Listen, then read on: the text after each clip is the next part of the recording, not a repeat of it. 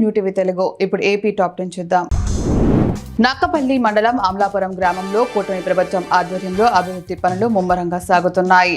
గ్రామంలోని ప్రతి ఇంటికి వీధి రోడ్డు లేక ప్రజలు పడుతున్న ఇబ్బందులను గుర్తించి ఉప సర్పంచ్ గబ్బర్ సింగ్, ప్రెసిడెంట్ పెద్దపూడి శంకర్ రావుల కృషితో గ్రామంలోని ప్రతి వీధికి గ్రావెల్ రోడ్డు వేయించడానికి 3.5 లక్షల రూపాయలు మంజూరు చేశారు. ఈ పనులను వార్డు మెంబర్ ఎరిపల్లి సత్యబాబు పర్యవేక్షిస్తున్నారు. ఈ రోడ్డు పూర్తయితే గ్రామ ప్రజల కష్టాలు తీరనున్నాయి.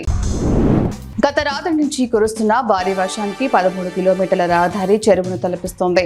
6 నెలలు గడుస్తున్నా అధికారులు రోడ్డు వైపు కన్నెత్తి చూడటం లేదని వాహనదారులు తీవ్ర అసహనం వ్యక్తం చేస్తున్నారు. ఈ దుస్థితి వలన చిన్న పెద్ద వాహనదారులు ప్రాణాలను అరచేతిలో పెట్టుకుని ప్రయాణించాల్సి వస్తుందని, ఇది తమకు నరకప్రాయంగా మారిందని ఆవేదన వ్యక్తం చేశారు.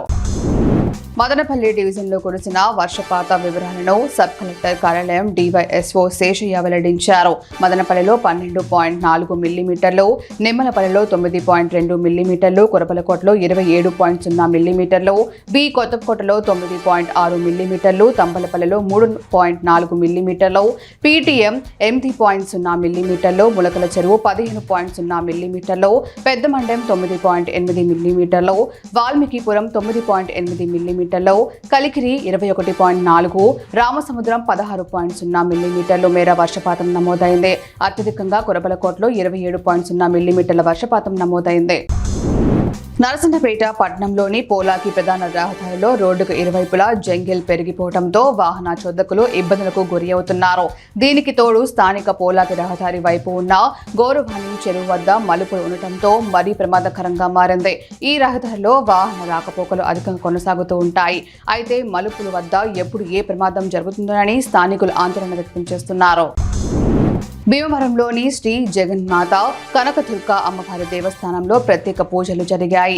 ఆలయ కమిటీ పర్యవేక్షణలో అర్చకుల ఆధ్వర్యంలో 1000 మంది ముత్తైదులకు 50,000 గాజులు, 108 కేజీల పసుపు, 108 కేజీల కుంకుమ, 1000 రవికలను అందజేశారు. భక్తులు పెద్ద సంఖ్యలో పాల్గొని అమ్మవారికి ఈ వస్తువులను పంపిణీ చేయడంలో సహకరించారు.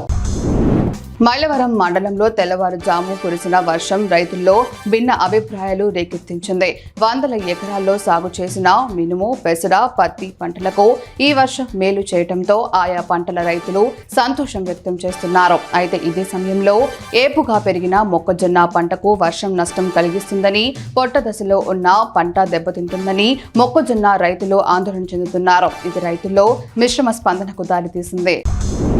కోడుమూరు నియోజకవర్గంలోని సుంకేసుల బ్యారేజీకి వరద ప్రవాహం గణనీయంగా పెరిగింది. పశ్చిమ ప్రాంతాల్లో కురిసిన వర్షాల కారణంగా బ్యారేజీకి 52,000 క్యూసెక్ల నీటి ప్రవాహం నమోదైంది. పరిస్థితిని అంచనా వేసిన అధికారులు 12 క్రస్ట్ గేట్లను తెరిచి 49,632 క్యూసెక్ల నీటిని దిగువకు విడుదల చేశారు. వేదావతి నది ప్రవాహంతో కలిపి మొత్తం 53,500 క్యూసెక్ల ప్రవాహం ఏర్పడింది.